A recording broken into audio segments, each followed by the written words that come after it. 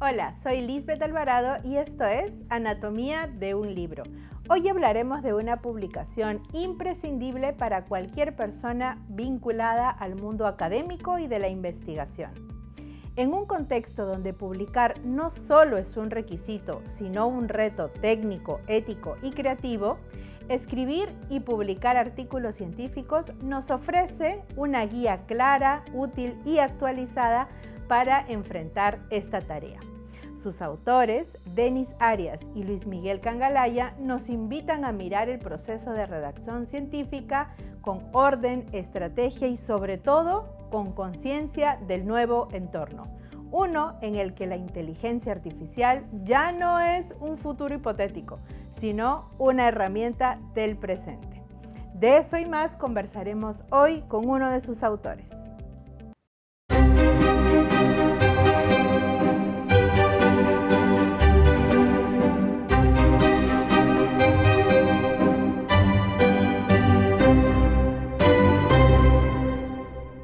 Muchas gracias, Luis, por estar con nosotros hoy.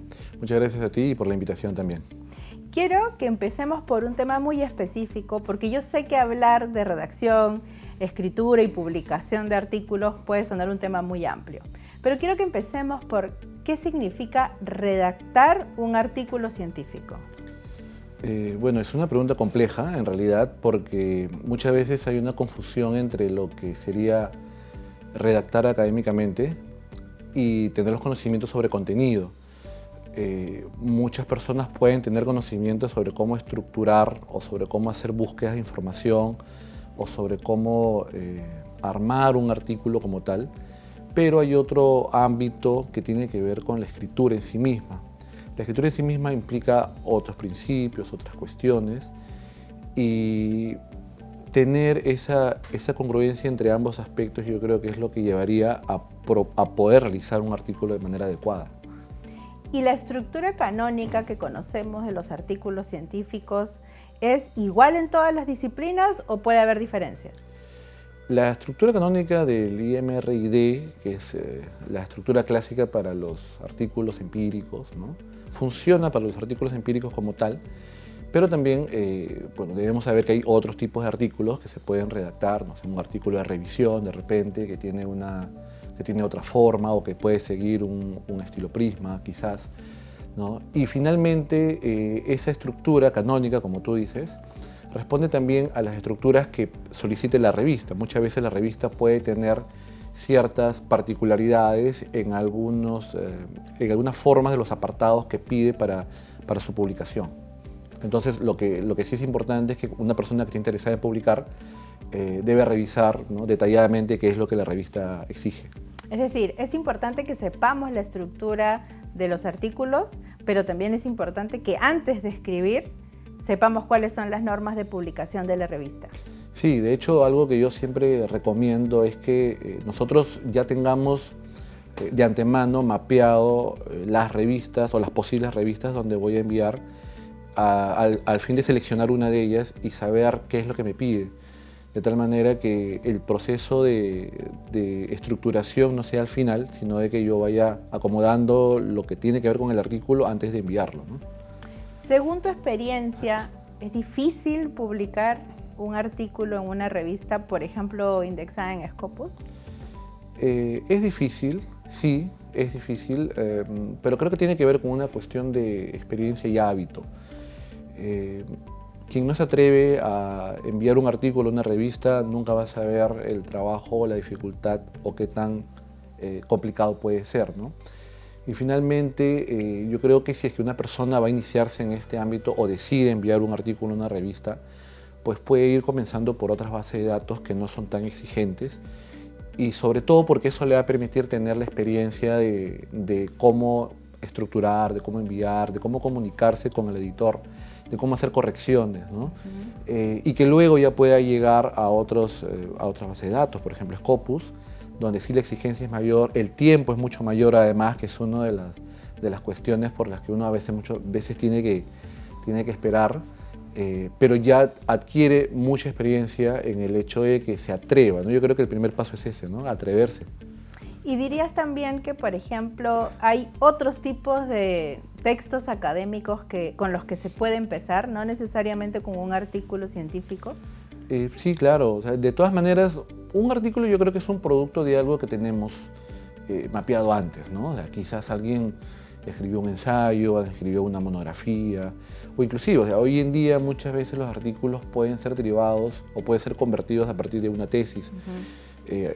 Todos los que han seguido un estudio de pregrado, posgrado, una maestría, pues tiene una tesis que puede ser convertida a un artículo científico, ¿no? Tiene ciertas características de cambio, obviamente, pero ya tenemos un insumo con el que podemos comenzar, ¿no? Y ese puede ser quizás el principio como para tener una idea de cómo estructurarlo, de cómo enviarlo, ¿no? Ya luego podemos atrevernos a escribir artículos ya de mayor complejidad, ¿no? Comenzar de repente a explorar otros ámbitos un poco más difíciles, ¿no? Ustedes han publicado un libro. Sí. Este libro, que además ha sido editado por el Fondo Editorial de la Universidad Cayetano Heredia, es un libro muy completo. Es casi, yo diría, un libro de acompañamiento para alguien que está empezando o que tiene ya experiencia, pero que quiere publicar un artículo. ¿Por qué escribir ese libro? Bueno, Denis Arias y yo venimos trabajando desde hace muchísimo tiempo, publicando diferentes tipos de textos, y decidimos que en esta oportunidad era importante hablar sobre artículos científicos, sobre todo porque, bueno, tanto Denis como yo somos docentes universitarios, trabajamos aquí también en la Universidad Cayetano Heredia, y en el posgrado hay la necesidad de que los estudiantes puedan sacar artículos para sustentar y para sus propias investigaciones. Y producto de esta experiencia y producto de experiencia que hemos tenido anteriormente con otras universidades, con otros estudiantes, veíamos más o menos cuáles eran las necesidades que ellos tienen. Y algo muy común que escuchábamos siempre era que los estudiantes dicen: no encontramos libros de redacción científica sobre artículos que nos expliquen cómo escribir. O sea, hay libros que nos dicen esta es la estructura para hacer artículos científicos, pero no hay libros que nos digan cómo escribir los artículos científicos. Y entonces, un día con Denis conversando, ¿por qué no enseñamos a escribir, ¿no? Y nos pusimos a planear una idea en la que no solamente mostremos una estructura, que dicho sea de paso, cualquier estudiante puede entrar a internet y puede encontrarlo, sino más bien enseñarles cómo escribir y cómo es el paso a paso. Por ejemplo, qué estrategias puede tener para escribir una introducción, qué estrategias puede tener para escribir una metodología, una discusión, etcétera, ¿no? Y sobre todo enseñarles con ejemplos muy puntuales. Nosotros en el libro lo que hemos hecho ha sido colocar una serie de ejemplos de artículos que hemos seleccionado y que ayudan mucho a ver cómo comenzar, cómo continuar y cómo cerrar, a manera de un estándar, por cierto, pero que puede servir mucho para alguien que está iniciando, ¿no? Y además es muy útil porque creo yo que cuando uno está, por ejemplo, en los primeros años en la universidad y le dejan una tarea, efectivamente, ¿no? Ya sabemos escribir porque lo hemos visto en el colegio, pero tiene que haber además una especie de argumentación distinta, un enfoque distinto. Ahora, mi siguiente pregunta es un tema que además está en debate y en todos lados se habla, porque en el libro también se toca. ¿Qué hacemos con la inteligencia artificial? Nosotros cuando hicimos la primera versión del libro no incluimos aspectos de inteligencia artificial, pero decidimos que teníamos que involucrarnos definitivamente con lo que estaba sucediendo y entonces luego, ya cuando el libro estaba concluido, nosotros agregamos algunos aspectos relacionados con eso. Y pensamos que es necesario, o sea, creemos que sí es necesario que una persona que se dedica a investigar conozca sobre inteligencia artificial, o sea, creo que sería poco probable que alguien no lo use, pero sí nosotros en el libro lo que tratamos de hacer es orientar cómo utilizarla y sobre todo cómo usarla adecuadamente. Entonces proponemos algunas ideas de cómo utilizar algunos prompts y cómo utilizarlos adecuadamente para que se inserten, no como un copy-pega, sino cómo utilizar esas ideas, dicho sea de paso, diferentes tipos de inteligencia artificial que pueden ayudar desde buscar información, desde la redacción en sí misma, pero advirtiendo que no todo es perfecto en la inteligencia artificial, ¿no? Que más allá de un lenguaje poco humanizado hay también cuestiones que siempre tenemos que verificar y en el libro tratamos de orientar, de decir, mira, puedes usar esto y esto, pero tienes que tener cuidado porque no todo lo que te brindan es correcto y hay que tener cuidado con estas cosas, ¿no? Ahora, cuando uno, por ejemplo, presenta un artículo a una revista o incluso, ¿no?, una tesis a la universidad, siempre la universidad y la revista te dicen, oye, va a pasar por un software antiplagio. ¿Estás viendo actualmente que ya las revistas están incorporando algún software anti-inteligencia artificial? Bueno, sí, en realidad ya Turnitin tiene la inclusión de detección de inteligencia artificial.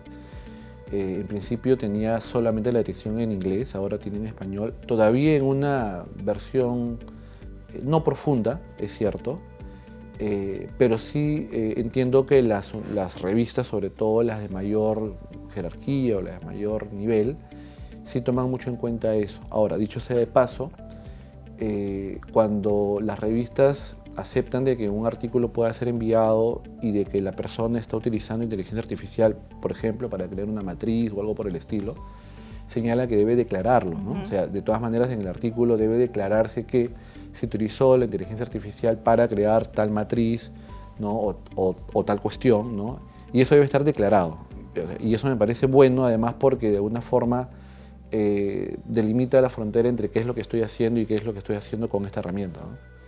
Entonces, ¿cómo crees que las universidades o los colegios tengan que establecer las estrategias para que los alumnos, las alumnas realmente sepan que es una herramienta que se puede usar y, como dijiste antes, no solamente hacer el copy-paste y ya lo tengo listo en 2 minutos, ¿no? Porque si no, entonces, que es algo que le digo yo a mis alumnos siempre, ¿por qué te metes a un curso de redacción científica si vas a usar ChatGPT para hacer copy-paste, ¿no? O sea, es algo importante porque creo que no podemos cerrar los ojos, pero tenemos que tener la alerta ahí siempre. Sí.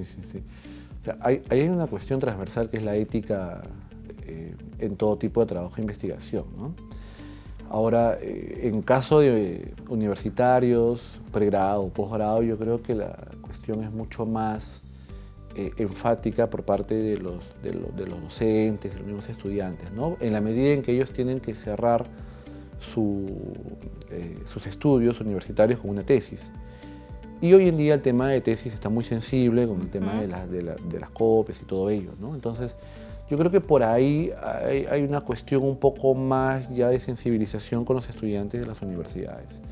En los colegios creo que hay que poner un poco más de fuerza desde docentes, ¿no?, para que puedan inculcar. Sobre todo porque esos estudiantes que están en los primeros grados son los que van a usar una inteligencia artificial mucho más avanzada de la que tenemos ahorita. Claro. ¿No? O sea, esta inteligencia artificial que tenemos ahorita pues no va a hacer nada lo que suceda dentro de 5 años cuando estos chicos de primaria estén en secundaria. Entonces yo creo que sí hay un compromiso enorme con los estudiantes de colegio, sobre todo los de primaria, porque son los que van a utilizar una inteligencia artificial mucho más potente de la que tenemos ahora, ¿no? Sí, o sea, ya está en el presente, pero ¿qué viene? Es la pregunta, Sí, claro, ¿no? exactamente. Es sí, la sí, pregunta. Y la clásica pregunta además es, sabemos que la inteligencia artificial no es creativa. Es decir, hace la búsqueda, te da la solución rápida, pero no tiene la capacidad de crear como si la tiene un ser humano. Exactamente. ¿Cuánto se puede crear cuando se redacta un artículo científico? Bueno, con inteligencia artificial, ¿cuánto se puede crear? Yo creo que poco. Tener prompts muy adecuados te puede generar ideas sueltas. Y creo que ahí entra la labor ya de la creatividad humana, ¿no? Cómo enlazas esas estructuras, cómo las relacionas. Más allá de cuestiones formales de redacción, que dicho sea de paso, la inteligencia artificial también comete muchos errores, sino que es cómo estructuras, porque hay algo que en redacción tiene cada persona que escribe, que es el estilo, ¿no? Estilo que la inteligencia artificial no lo tiene. Es un estilo, bueno, digamos, si tiene un estilo robotizado, ¿no? Pero cada persona que escribe, pues tiene un estilo y ese estilo es lo que marca al momento de que va redactando. Entonces, yo creo que eso es algo que la inteligencia artificial, bueno, no sé, ahora no lo tiene, no sé si en 5, 10, 20 años lo tendrá. Lo va a perfeccionar. Eso no lo sabemos, pero al menos yo creo que ese es el plus que tenemos las personas y que la inteligencia artificial todavía no lo ha podido conseguir, ¿no? Ahora, en el sistema en el que nos movemos, porque sabemos muy bien que cada vez nos piden más producción, las personas que estamos en el ámbito académico, ¿cómo es que también la inteligencia artificial nos da esa falsa seguridad y esa falsa ayuda de hacerlo todo más rápido?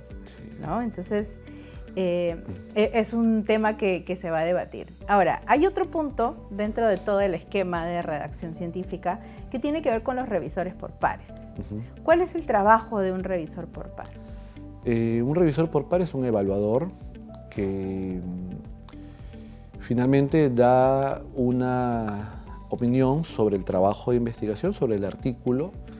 Es una revisión anónima, es una revisión muy profunda además, y que además le da la aceptación del artículo en cuanto a rigurosidad de contenido, ¿no?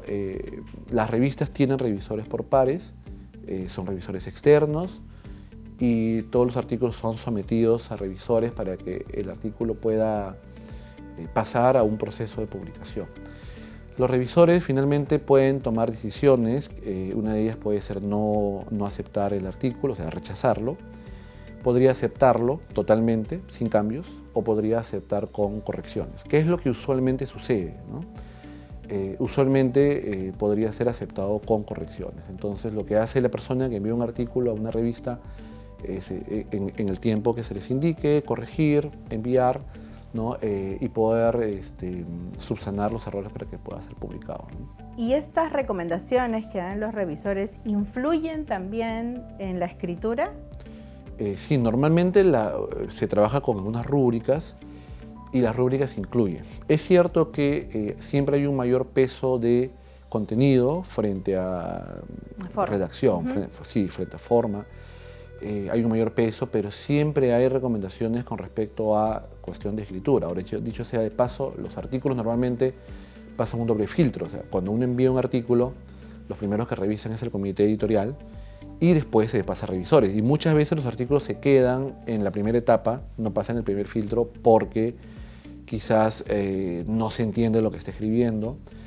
Yo muchas veces le digo a estudiantes, tú puedes tener un artículo muy bueno, pero si el primer filtro que lee tu artículo no lo entiende, no va a pasar, ¿no? O sea, ¿qué tan importante puede ser escribir bien para que no solamente yo lo entienda, sino para que lo entienda lo otro, ¿no? Y además cumple esa famosa frase que dice, finalmente el artículo debe defenderse por sí solo.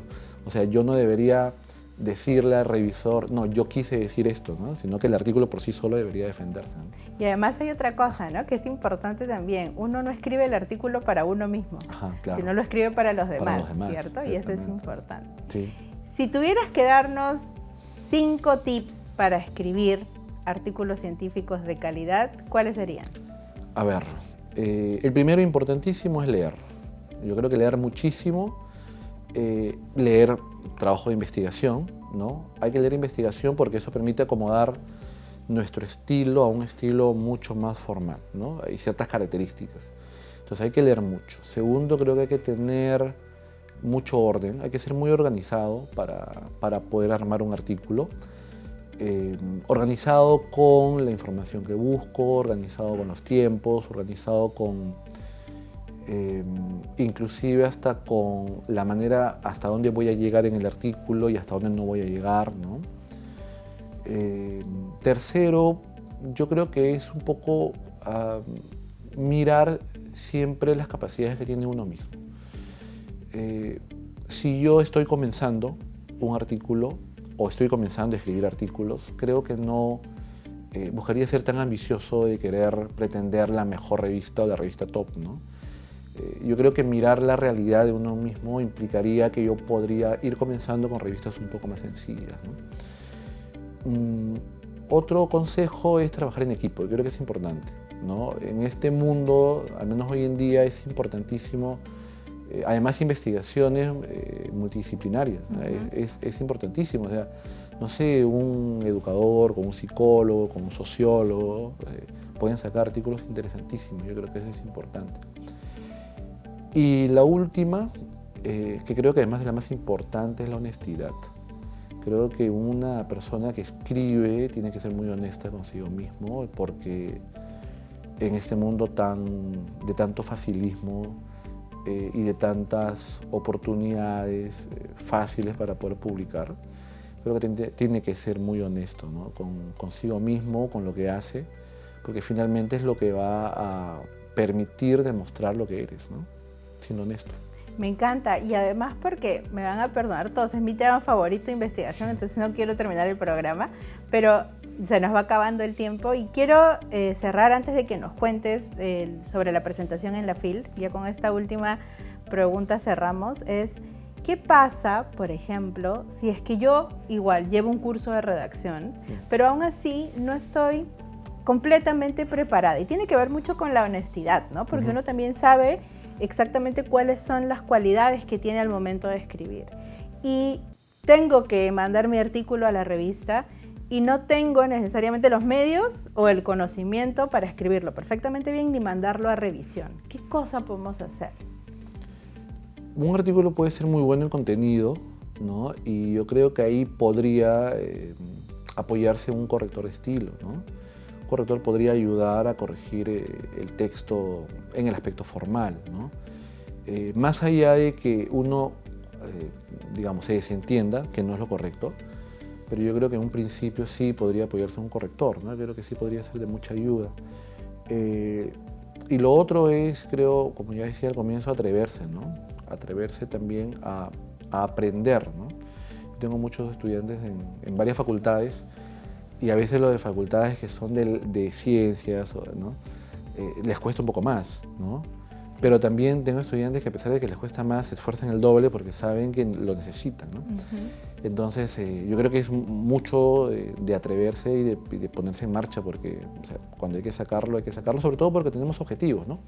Y quizás los objetivos van por unas cuestiones laborales, de repente van porque alguien quiere, no sé, tener el registro de Renacit o otras cuestiones, ¿no? Y si no tenemos el presupuesto para un corrector de estilo, ¿hay alguna herramienta que podemos usar? O por ejemplo, no sé, el corrector de Word es una buena opción. Yo no recomendaría, bueno, al menos hasta ahorita alguna herramienta de inteligencia artificial que me haya convencido, no. Las he ido probando, pero no me convence alguna. El corrector de Word es un corrector básico que sí podría ser útil en un principio, ¿no? Creo que es básico. Yo creo que es importante repasar cuestiones, sobre todo de gramática. Yo creo que la gramática es fundamental, ¿no? La ortografía te la puede corregir el Word, ¿no? Pero la gramática a veces es un poco más compleja. Entonces, creo que la gramática es fundamental para poder trabajar oraciones adecuadas, párrafos adecuados. Y argumentos. Muchas gracias, Luis. Solamente para cerrar con lo que dijiste, que es minucioso y que a veces uno, incluso cuando se dedica a trabajar con la redacción científica, se da cuenta que es un trabajo que puede ser infinito, porque hay muchas cosas que mejorar siempre, ¿cierto? Sí, de todas maneras. O sea, nosotros mismos como, entre comillas, expertos, aprendemos cada día y nos corrigen también muchas cosas cada día. Es cierto. Muchas gracias. Muchas gracias Luis. a ti por la invitación. Escribir un artículo científico no es solo cumplir con una exigencia académica, es una oportunidad para formar parte de una conversación global, aportar al conocimiento y sobre todo hacer visible el trabajo intelectual desde nuestro contexto. Y como nos lo ha demostrado este libro, hacerlo bien, con claridad, ética y estrategia, sí es posible. Gracias a Luis Miguel Cangalaya y Denis Arias por esta guía tan necesaria y por acompañarnos en este episodio. Esto fue Anatomía de un libro. Y no se olviden, lean mucho, lean poco, pero lean.